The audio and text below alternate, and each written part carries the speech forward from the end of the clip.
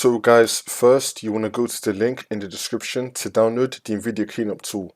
So basically we're going to uninstall our NVIDIA drivers, then we're going to reinstall them again. So go down to this, the NVIDIA Cleanup tool. It's going to start downloading. Click on it. And then click on yes. And then click on accept. This will remove all the NVIDIA software and drivers. Don't worry, we're going to get them all back again.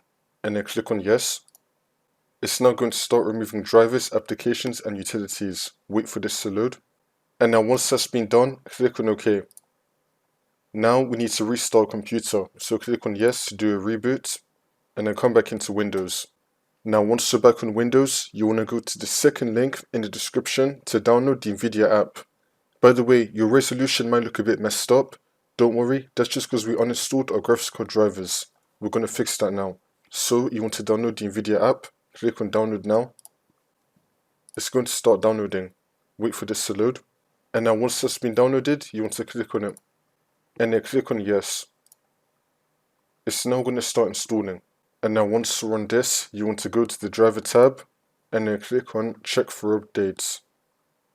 You want to download the latest drivers for your graphics card. Once you do all of this, the problem should be fixed.